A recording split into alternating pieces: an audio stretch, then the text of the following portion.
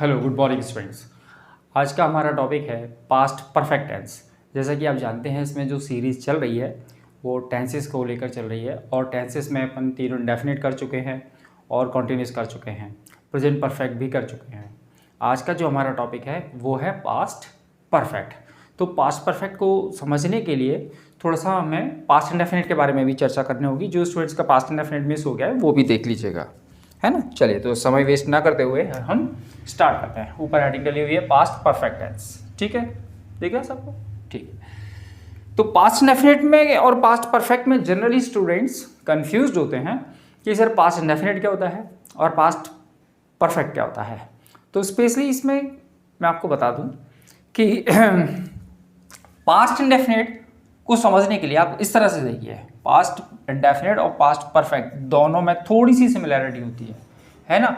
दोनों ही पास्ट है, तो ये पर पास्ट परफेक्ट कैसे हो जाता है और वो पास्ट इंडेफिनिट कैसे रह जाता है वो उसको समझ लीजिए। जैसे मैं आपको समझाऊं तो कुछ इस तरह से देख लीजिए, जैसे कि ये है प्रेजेंट, ठीक है। प्रेजेंट के आगे क्या आता है? फ्यूचर। और प्रेजेंट के पीछे क्या होगा?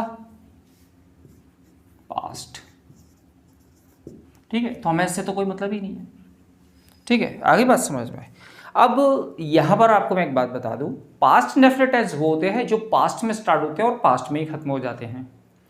पास्ट परफेक्ट वो होते हैं जो पास्ट के भी पास्ट होते हैं, ठीक है। Past indefinite past perfect tense को इसीलिए पास्ट ऑफ द पास्ट कहा जाता है, ठीक है। पास्ट इंडेफिनिट वो होता है जब हम प्रेजेंट में बात करते हैं, किसी गुजरी हुई बात को बताते हैं। जैसे कि अभी लगभग 9 बज रहा है, ठीक है। 9 से पहले जो घटना हुई है वो पास्ट इंडेफिनिट में होगी पूरी, है ना। निकली हुई बात को मैं प्रेजेंट में बता रहा हूं। जैसे मैं सुबह 5 बजे सोकर उठा, I got up at 5 AM in morning today. I got up at 5 AM, AM बोल दिया तो मॉर्निंग बोलने की जरूरत नहीं, ठीक है। I got up at 5 AM, ठीक है। उसके बाद मैंने नहाया, देन आई टुक बाथ, ठीक है। सेकेंड फॉर्म पास्ट इंडेफिनिट, सीधी जनरल इंफॉर्मेशन हो रही है। पास्ट परफेक्ट क्या होता है? पास्ट परफेक्ट वो होता है कि पास्ट के इस समय तक ये वाला काम जो स्टार्ट हुआ और वो यहां पर खत्म हो गया, और ये वाला काम जो स्टार्ट हुआ वो यहां जाकर खत्म हुआ, ये पास्ट इंडेफिनिट हुआ। और पास्ट से भी पास्ट जाएगा, वो पास्ट परफेक्ट हो जाएगा। पास्ट परफेक्ट का दूसरा नाम पास्ट ऑफ द पास्ट होता है। याद रखिए ये बात, एक वर्ड छोटा सा माइंड में आप सेट करके रखिए, past of the past. Past का भी पास्ट होता है ये, है ना। जैसे ऐसे से भी समझ सकते हैं, जैसे ग्रैंडफादर, उनका बेटा और उनका बेटा ग्रैंडसन, ठीक है। तो सबसे पहले क्या हुआ? ग्रैंडफादर, ये हो जाएगा पास्ट परफेक्ट। सन उनके, वो क्या हो जाएगा? Past indefinite. और सन क्या होगा? ग्रैंडसन, यानी कि वो हो जाएगा प्रेजेंट। तो सबसे पहले कौन आए? पास्ट परफेक्ट, यानी कि ग्रैंडफादर। याद रखिए, ठीक है। ऐसा भी समझ सकते हैं। और एक और बात बता दूं, पास्ट परफेक्ट का यूज कभी भी सिंगल सेंटेंस में नहीं होता है ना। जैसे I had completed my work, she had done it. इसका पास्ट परफेक्ट का जनरल फॉर्मेट जो होता है वो कुछ इस तरह से होता है, आप लोग सब फेमिलियर होंगे इससे, है ना। हैड हैव और वर्ब की third form, then object. Negative interrogative होगा तो वही हैड नॉट हो जाएगा, इंटरोगेटिव में हैड पहले आ जाएगा, क्वेश्चंस वर्ड वाले में क्वेश्चंस वर्ड फिर हैड हो जाएगा, ठीक है। जनरल फॉर्मेट होता है।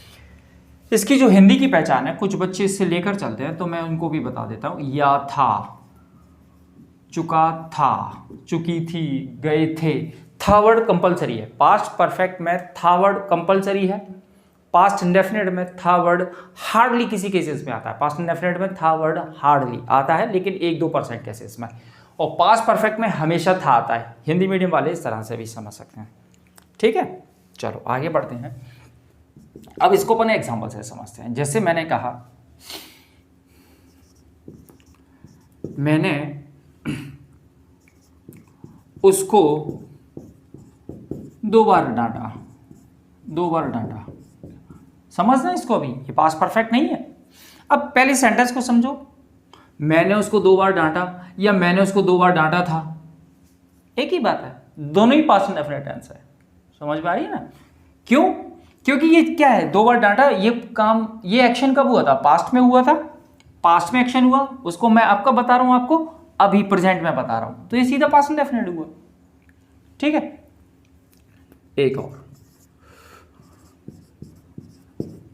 इसमें एग्जांपल ले लेता हूं मैं, है ना, देखना कंफ्यूज होता है बच्चा, इसीलिए मैं बता रहा हूं। उसने 12th पास किया था, उसने 12th पास किया था। ठीक है, अगर केवल ये एक अकेला सेंटेंस बोला जा रहा है तो ये पास्ट इंडेफिनिट में जाएगा, ही पास्ड 12th क्लास। अगर इससे पहले कोई सेंटेंस बोला जा रहा है, याद रखिए मैंने बताया पास्ट परफेक्ट हमेशा 2 पास्ट की घटनाओं के बारे में बताया जाएगा।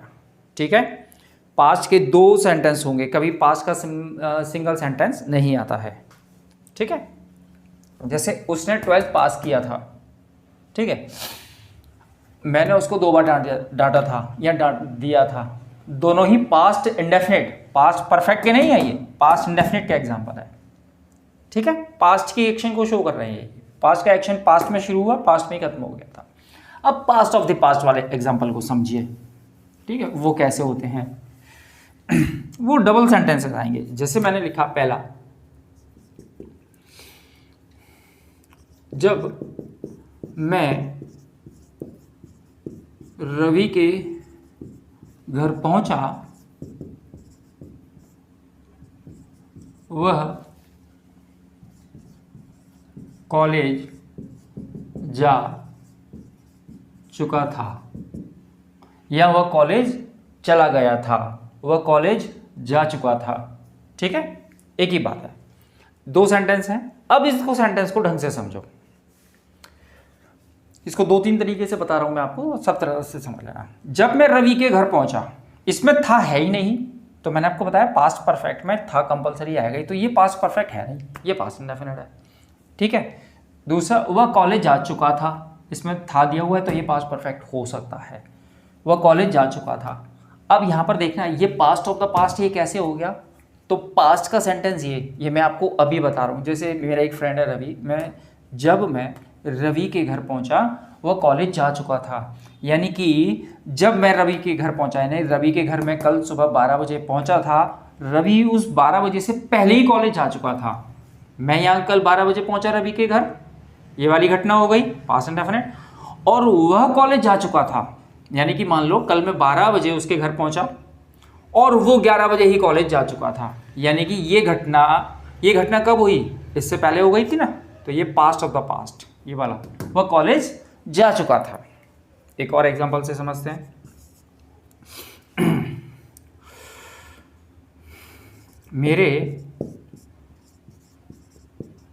कहने से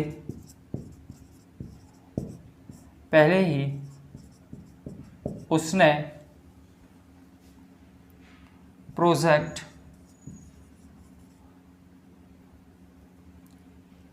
कंप्लीट कर लिया था। कंप्लीट हिंदी के वर्ड पे मत जाना, प्रोजेक्ट कंप्लीट कर लिया था, एक सेंटेंस ही है। अब देखिए, मेरे कहने से पहले ही उसने प्रोजेक्ट कंप्लीट कर लिया था। ठीक है, ये कब घटना हुई, मैंने उससे कहा है, लेकिन वो ये काम पहले ही कर चुका था। आ रही ना बात समझ में, ये काम तो वो पहले ही कर चुका था, यानी कि पहले ये पास्ट ऑफ द पास्ट हो गया, उसके बाद में फिर ये वाली घटना, पहले ये घटना हो गई फिर ये घटना हो गई।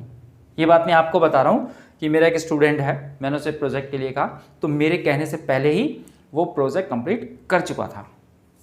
ठीक है, अब इसको एक तरीके से और समझ लेते हैं।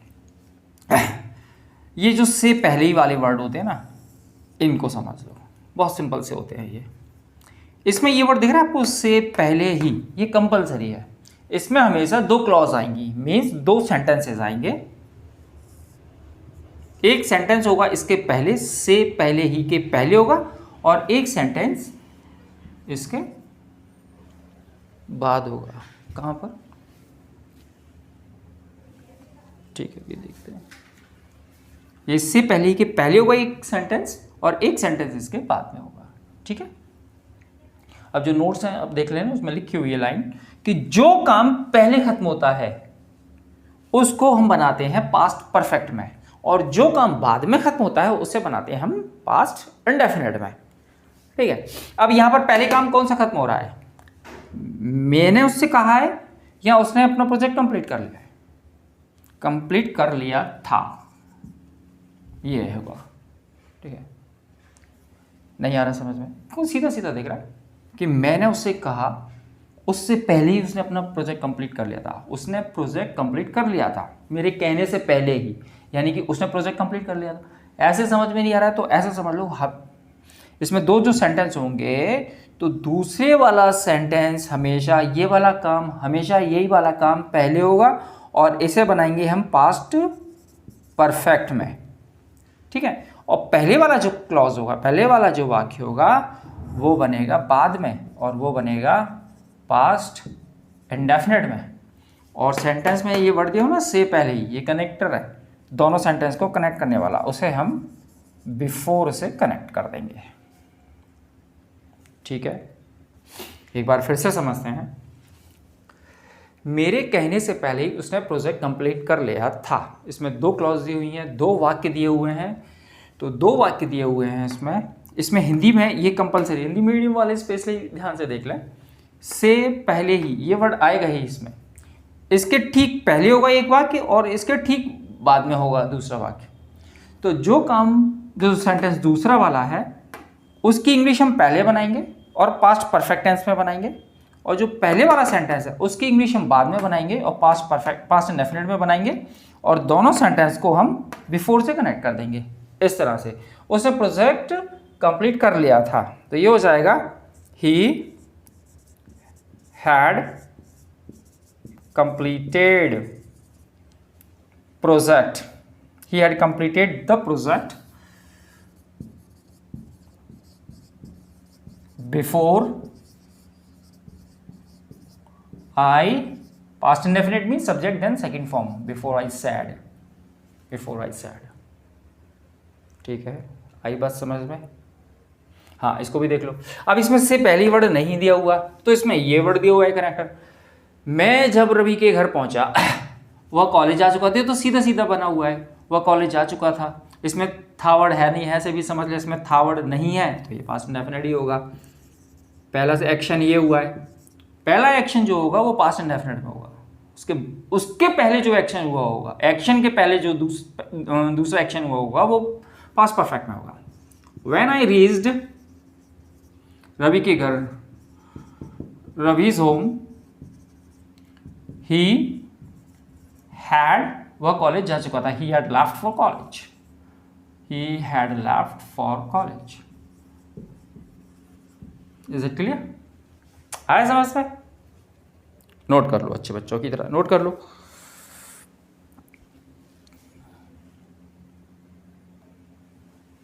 चलिए कुछ और एग्जांपल से समझते हैं हम। एग्जांपल नंबर 3, जैसे मैंने लिखा, सचिन के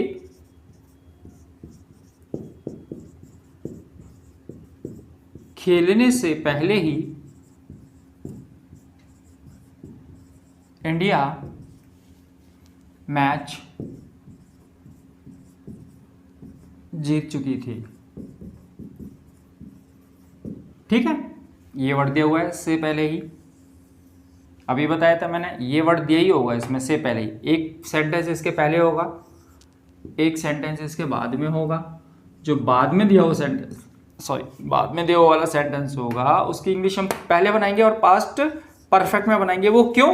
क्योंकि वो पास्ट ऑफ द पास्ट है। सचिन क्रीज पर आ ही नहीं पाया, खेल ही नहीं पाया, उससे पहले ही इंडिया मैच जीत गई। समझ रहे हैं? तो India had won the match before Sachin,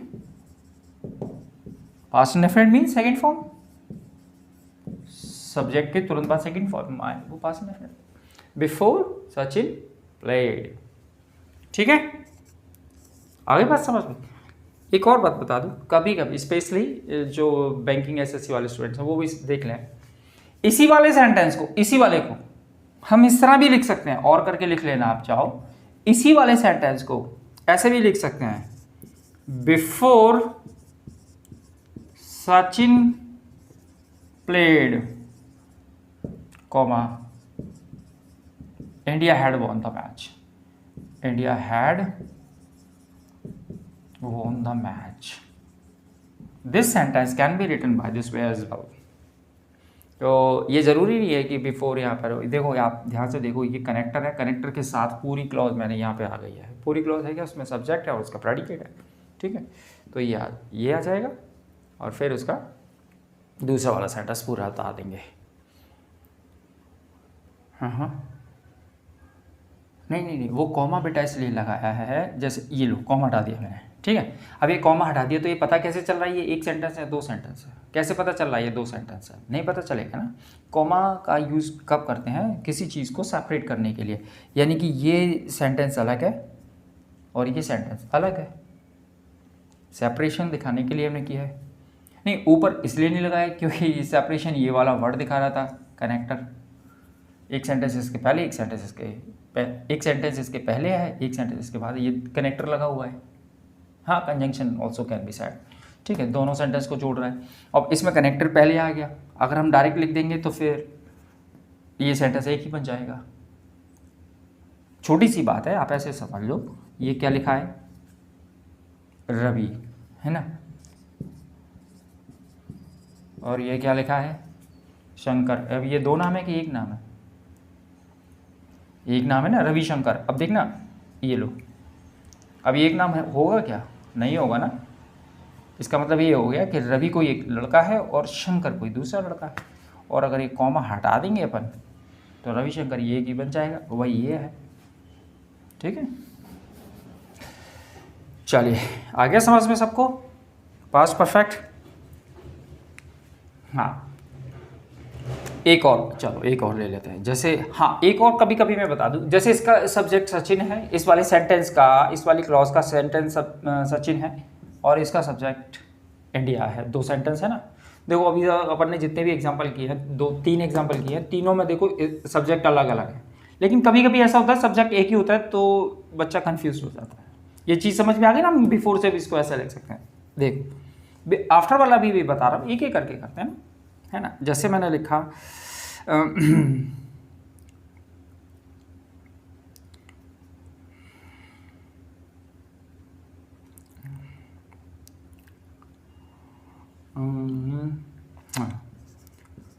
नहाने से पहले ही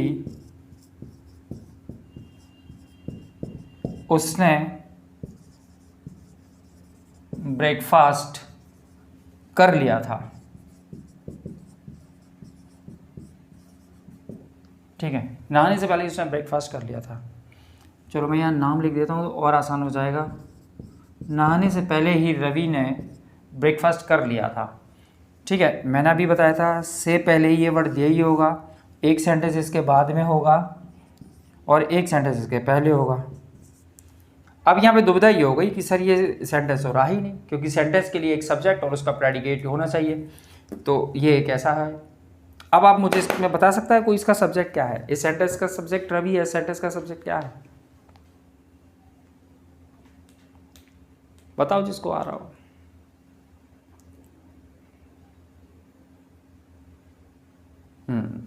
वेरी गुड। देखिए ये वर्ब, नहाने वाली वर्ब किसके लिए यूज हुई है, रवि के लिए। ब्रेकफास्ट किसने किया है, रवि ने किया है। जब दो वर्ब का सेंटेंस एक ही सब्जेक्ट होता है तो फिर उसको बार बार नहीं लिखा जाता है ना। वो ऐसे, मैं एक बार छोटा सा एग्जांपल बताता हूं। जैसे मैंने कहा Ravi came to me and he said, एक सेंटेंस तो ये हो गया, एक सेंटेंस ये हो गया, एक सेंटेंस ये हो गया, इसमें रवि हो गया, Ravi came to me, Ravi मेरे पास आया, एंड ही सैड, और मुझसे बोला। क्या मैं इसको ऐसे कर सकता था, रवि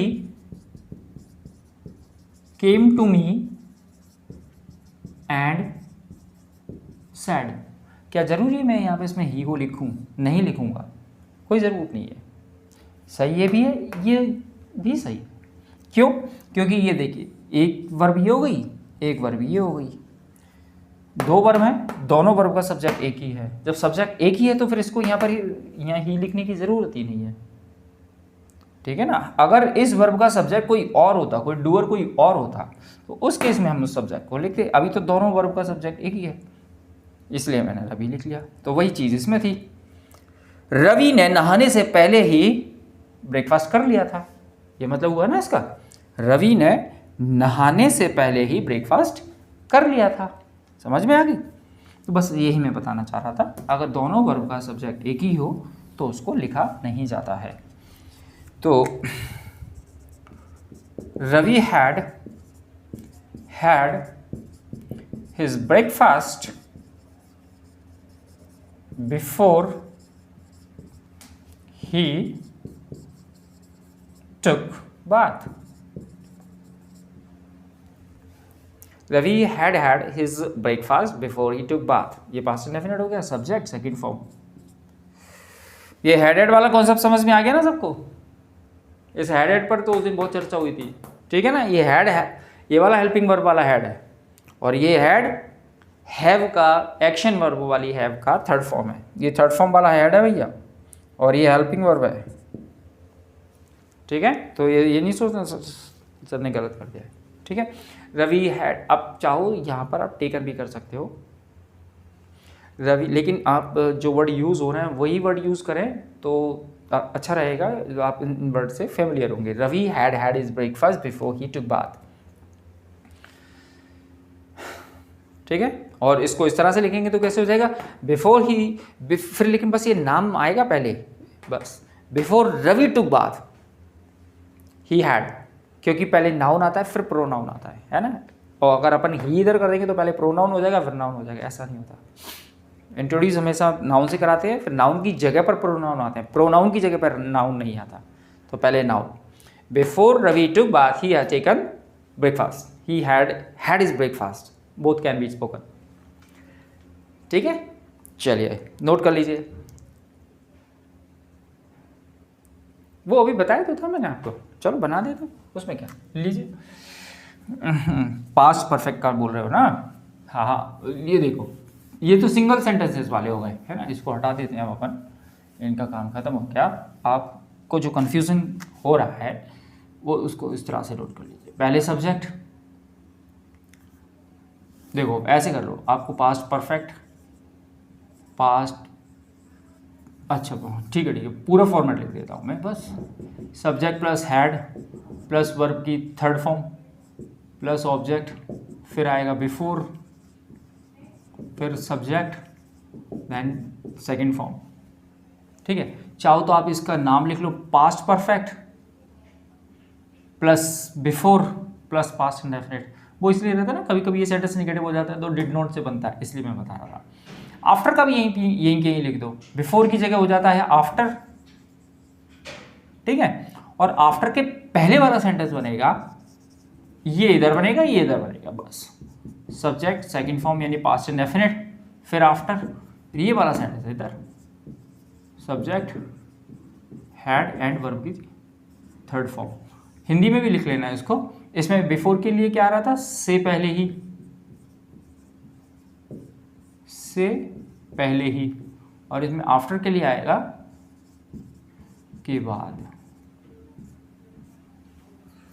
ठीक है। अब इसको अपन एग्जांपल से समझते हैं। हाँ नोट कर लीजिए आप आराम से, यही कह रहे थे ना, ठीक है।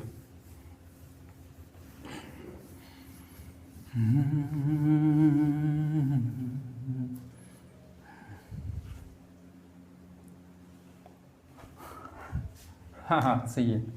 चलिए क्वेश्चन नंबर 5,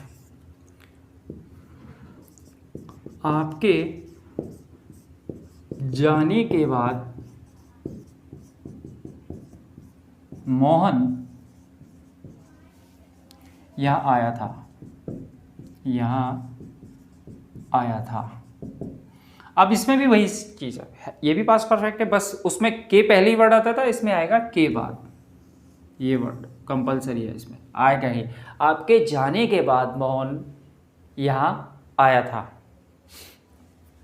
तो इसके बाद वाला सेंटेंस है ना, वो काय में बनेगा, पास्ट इंडेफिनिट में मोहन केम, यहां आया था Mohan came here after you had gone. After you had gone, Mohan came here after you had gone. एक और देखो,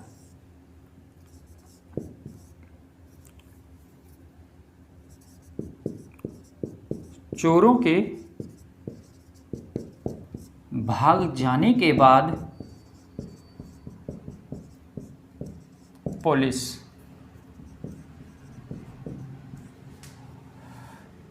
यहां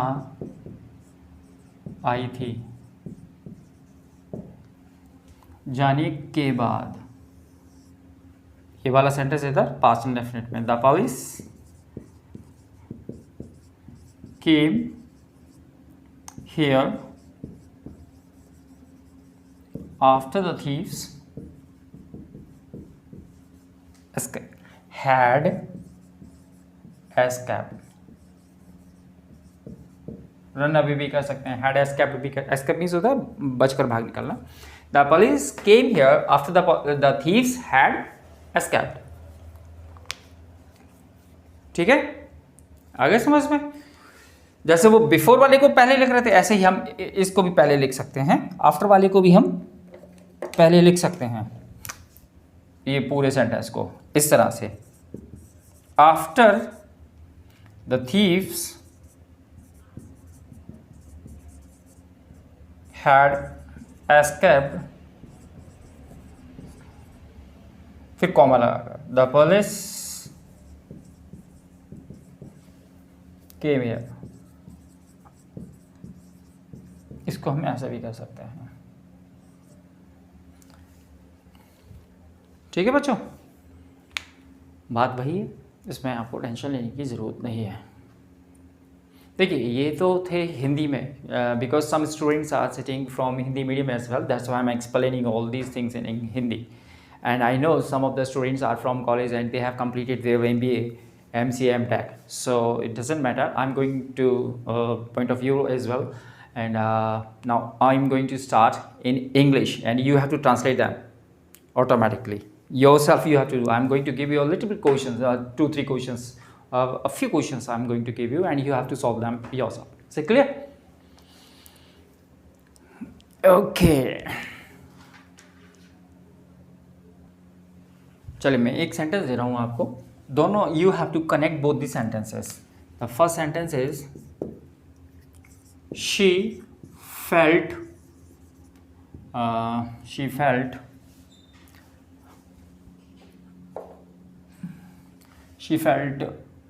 guilty because, एक दूसरा सेंटेंस है she did not attend her friend's wedding।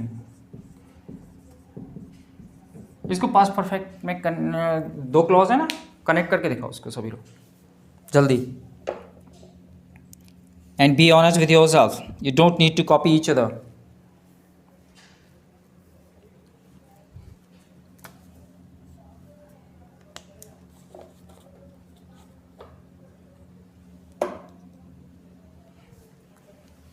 English teacher कौन है आपका?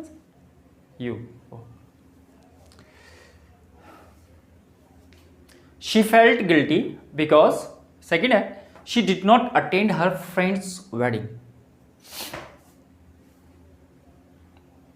देखिए, हाँ वेरी गुड, शाबाश, समझ लीजिए, देख लो वो बच्चे उसको ध्यान से। She felt guilty, उसे बहुत गिल्टी फील हुआ, ठीक है।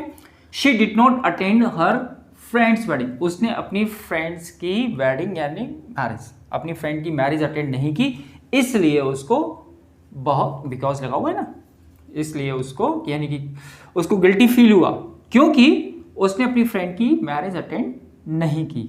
इसका मतलब क्या हुआ, उसकी जो फ्रेंड की मैरिज थी वो निकल गई उसके बाद उसको गिल्टी फील हुआ। तो पहले काम क्या हुआ उसका, वो उसकी शादी में जा नहीं पाई। तो पहले काम ये हुआ ना, यानी कि पास्ट ऑफ द पास्ट हो गया। तो पहला काम ये हुआ, फिर उसके बाद में उसे गिल्टी फील हुआ। ठीक है, तो शी फेल्ट गिल्टी, क्या इसका क्या बनाया आपने, शी फेल्ट गिल्टी। ठीक है, after she felt guilty because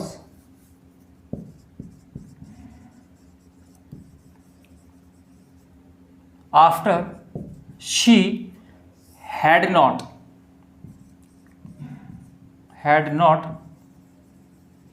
attended, past perfect में जाएगा तो अटेंडेड हो जाएगा, because she had not attended her friend's wedding, her friend's wedding. ये हो जाएगा। और इसको बिफोर से बनाएंगे तो कैसे बनेगा, she had not attended her friend's wedding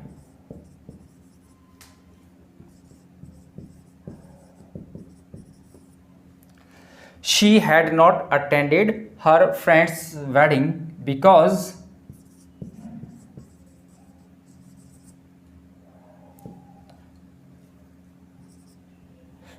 she had not attended her friend's wedding। फिर यहाँ पर बिकॉज नहीं आएगा, सो आएगा, so she felt guilty, so she felt guilty. Reason पहले दे दिया ना उसने, इसलिए she had not attended her friend's wedding so she felt guilty. ठीक है, और इसमें रीजन बाद में दिया है इसलिए बिकॉज लगाया। She felt guilty because she had not attended, sorry इसमें ये आफ्टर वर्ड नहीं आएगा। आफ्टर वर्ड क्यों नहीं आएगा, क्योंकि ऑलरेडी एक कनेक्टर लगा हुआ है, दो कनेक्टर एक साथ नहीं, या कुछ नहीं। She felt guilty because she had not attended her friend's wedding, दोनों से करके बता दिया मैंने आपको। ठीक है, आगे बात समझ में।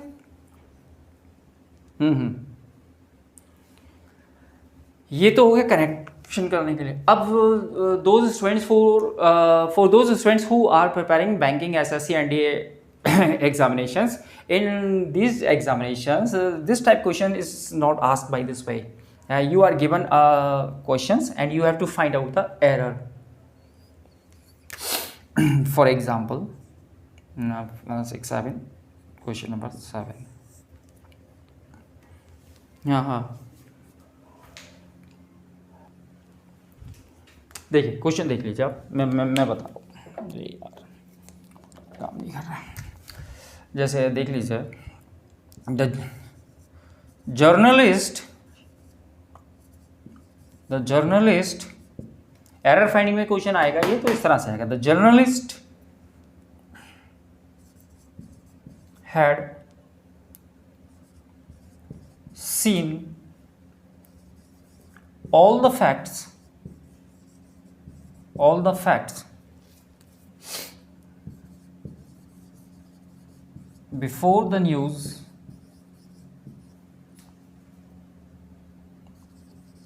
broke। इसको वो क्या करेंगे, पास्ट इंडेफिनिट में कर देंगे। The journalist saw all the facts before the news broke, यानी कि जर्नलिस्ट ने सारे जो फैक्ट थे वो सब चेक कर लिए थे, सारे फैक्ट्स देख लिए थे जर्नलिस्ट ने before the news broke. News फैलने से पहले जर्नलिस्ट सारे फैक्ट देख चुका था। ठीक है ना, तो ये काम पहले हो चुका था ना, न्यूज फैली है उससे पहले ही उसने सारे फैक्ट्स चेक कर लिए थे। ठीक है, तो ये वाला सेंटेंस पास्ट इंडेफिनिट में ना होकर पास्ट परफेक्ट में जाएगा, हैड सीन, इस तरह से।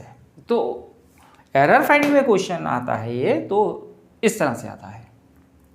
ठीक है, और बिफोर के पहले वाला सेंटेंस आपको ये देखिए, बिफोर के पहले वाला बनेगा पास्ट परफेक्ट में, बिफोर के बाद वाला बनेगा पास्ट इंडेफिनिट में। जब ये पास्ट इंडेफिनिट में तो अंडरस्टूड है, ये पास्ट परफेक्ट में बनेगा। समझ में आ गई बात।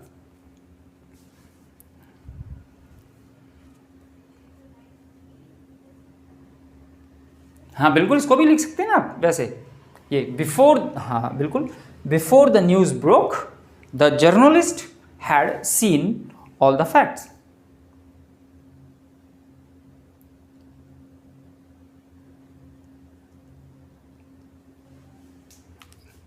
एक और क्वेश्चन देख लेते हैं।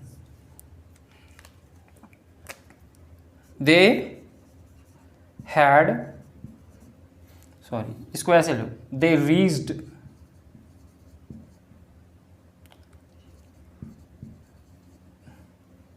The station, they reached the station before the train arrived। एक एरर फाइंडिंग में ये वाला है, तो इसको कैसे करेंगे, तो आप देख लें। बिफोर है, बिफोर के बाद वाला subject second form past indefinite है, तो ये पास्ट परफेक्ट में बनेगा। They had reached the station before the train arrived, ठीक है। और आप वैसे भी समझ लीजिए पहले काम कौन सा हुआ है, मतलब ट्रेन के पहुंचने से पहले ही वे स्टेशन पर पहुंच चुके थे, यही होगी ना। तो पहले ये स्टेशन पे पहुंचे हैं और उसके 1-2 मिनट बाद या 5 मिनट बाद ट्रेन आई है, ये काम बाद में हुआ है। तो जो काम पहले खत्म होता है वो पास्ट परफेक्ट में, और जो काम बाद में खत्म होता है वो पास्ट इंडेफिनिट जनरली। ठीक है बच्चों, आ गई बात समझ में। हाँ, अब इसकी प्रैक्टिस कैसे करना है, एंड आपको बता दूं कि जो इंग्लिश स्पीकिंग वाले स्टूडेंट्स हैं, इसकी आपको ओरल प्रैक्टिस करना है। Remember that I have already told you many times, if you do not speak English regularly you won't be able to realise your dreams of learning English. So it becomes important for you to take practice every day. It doesn't matter whether you are taking a long time and you are giving a half an hour, 1 hour, 2 hour, 3 hours. It doesn't matter. I don't count the hours. It depends on your capacity, how much time you have, and how much you are understand. How much you can understand. It depends on you. So you have to find out your time and you have to take oral practice. Without oral practice, you won't be able to learn anything. उनसे English कभी नहीं आती कि daily बोले जाने वाले ये 100 शब्द और ये वर्ड शब्द रट लीजिए, इंग्लिश आपकी मुट्ठी में, और ये वो सब फालतू बटर शटर में, ये सब बकवास है। ऐसे इंग्लिश अगर आने लगी तो फिर टीचर्स तो इनका तो कोई काम ही नहीं रहेगा। मेरे कॉलेज में बहुत सारे बच्चे हैं जो हिंदी मीडियम के हैं, और उन्हीं के कहने पर मैंने ये बिल्कुल बेसिक से पढ़ाना स्टार्ट किया है।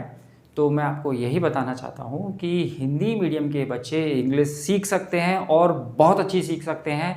ये वो बिल्कुल ना सोचें कि हम हिंदी मीडियम से हैं या हमारा बैकग्राउंड रूरल एरियाज़ में हमारी स्टडी हुई है, गवर्नमेंट स्कूल में पढ़े हैं। डजंट मैटर, जो हो गया वो हो गया, वो तो चीज़ नहीं हो सकता है। लेकिन आप प्रैक्टिस करिए, जो मैं आपको करा रहा हूँ, धीरे धीरे आप प्रैक्टिस करिए। It will take a little bit time, but I assure you definitely you will be a perfect speaker within a few days. You just keep pace with me and you just follow my instructions, what I'm instructing you, and after a fortnight, just a single fortnight, you will find a sea change in yourself. You just take it for granted. आप करके तो देखिए एक बार। जो भी doubts हैं, जो भी कन्फ्यूज़न है, आप मुझे बताइए कि सर यहाँ हमारे कन्फ्यूज़न हो रहा है, ये चीज़ समझ में नहीं आ रही है ना। अगर पास्ट इंडेफिनिट और पास्ट परफेक्ट को मैंने इस तरह से बताने की कोशिश की है ना, और अगर इस तरह से नहीं आया होगा तो मैं एक अलग से वीडियो बना दूंगा छोटा सा, जो पास्ट इंडेफिनिट और पास्ट परफेक्ट को डिफ्रेंशिएट रहेगा, उन दोनों में कैसे पहचानते हैं वो भी मैं कर दूँगा। लेकिन आप लोग करिए जो भी है, और जो भी डाउट्स हैं, जो भी कन्फ्यूज़न है, आप मुझे बताएं। टिल देन, जय हिंद।